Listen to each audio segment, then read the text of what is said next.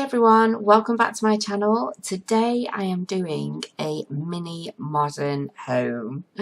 Yes, that's right, another modern home. It's I would say probably more of a starter home, and it's a base game build. Obviously, as you know, last week I was rather traumatized from doing my huge modern mansion, which, believe it or not, went on to become one of the best and most watched videos on my channel. What is that all about? Why are you doing this to me?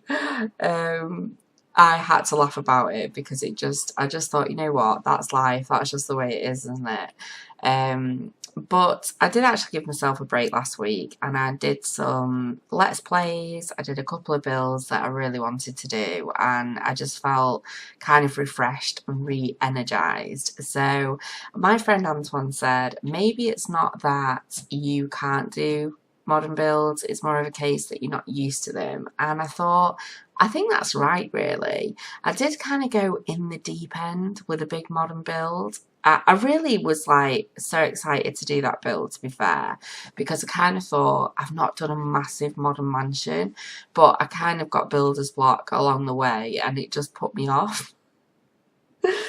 Anyway, I was having a little look on Pinterest and I saw some of these like smaller modern homes which looked fantastic, and architecturally within The Sims we can't recreate certain styles just because we're limited with what tools we have, but it did make me think it would be a really good idea to do some sort of like smaller modern home. So this is it.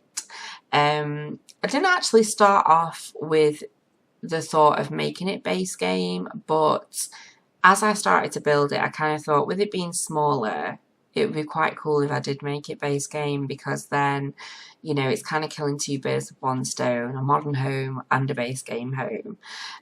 Plus I do like doing base game homes sometimes. You know, it's a little bit challenging. And well, in fact, it's quite challenging now, I would say, because if you're used to playing with multiple packs, you're used to being a little bit more spoiled for choice. And I think many would say that already we could do with new items, and that's coming from people who've already got all the packs. So to then limit yourself back to base game is a feat in itself. So yeah, I quite enjoyed making this one. It was kind of like short and sweet.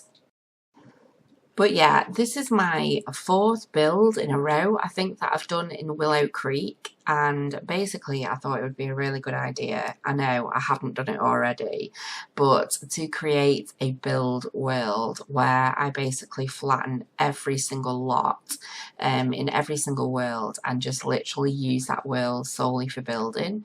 But since I've done it, I seem to kind of just be building Willow Creek back up, so I've not actually built anywhere else, which just feels bizarre to me because normally I do build in Windenburg more than anywhere.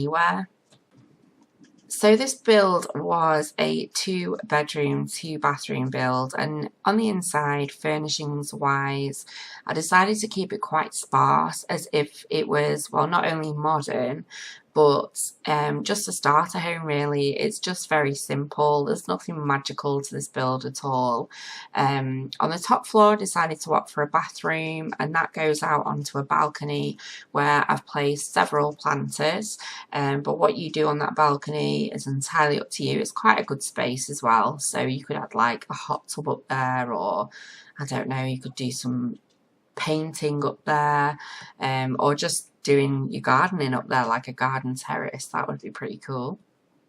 But the bedrooms in themselves are just very generic. They're not kind of like kids' rooms or anything like that. Or they're not themed in any way. Just 2 basic modern bedrooms. And there's this kind of space in front of the staircase. And to get to it, you have to go through the main bedroom, which leads out onto the balcony and then through to this little room. I know, it was bizarre, but I thought, I'm going to keep it like that because that's quite quirky. So I decided to put a little like desk in there and a computer, and it's got quite good views as well. So it was quite a nice little airy space. So downstairs in the main living area, I decided to do this just leave it completely open plan. So it's just got a small living room. It's got a little area where you would sit and maybe read some books. Like it's got a bookcase and a little chair and lamp. There is a stereo down there, and also an open plan kitchen area with just a little 2-seater dining table. So it's just all very basic, just not anything out of the ordinary.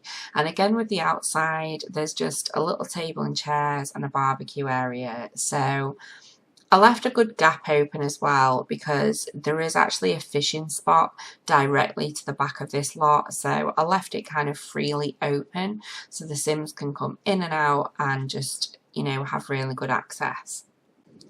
So I hope you all had a really good weekend. I was actually due to upload some Black Widow challenge, but unfortunately, due to me placing a new restaurant in the game, I wasn't aware that it was playing music when I was recording, and it's actually flagged me for copyright. And I took the video down, cut out the section that was playing the music as much as I could without ruining kind of what was happening in that scene, and re-uploaded it, and lo and behold, it flagged again for copyright. I was so annoyed.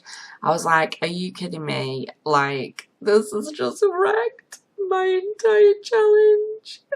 It was such a good episode. I was mortified, and yeah, so I basically had to delete that, and I've got to re-record my Black Widow challenge.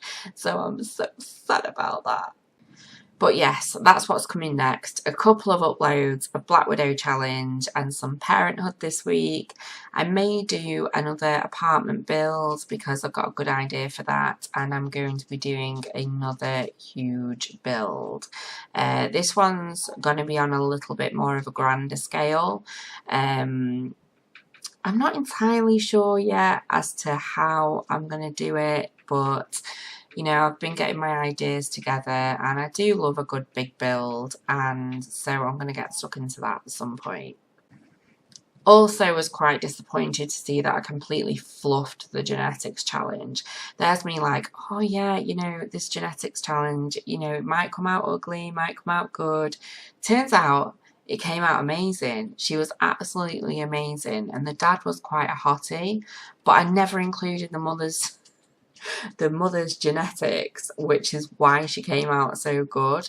So I'm probably, rather than just pull it down, I'm just going to do like a revised version or have another go, because it's actually a really fun challenge. If you've not done it yet, I know there's like a million bazillion genetics challenges now, but it's well worth doing because it's just so much fun, and you never know what the outcome is going to be either. So another one of those is going to go up at some point.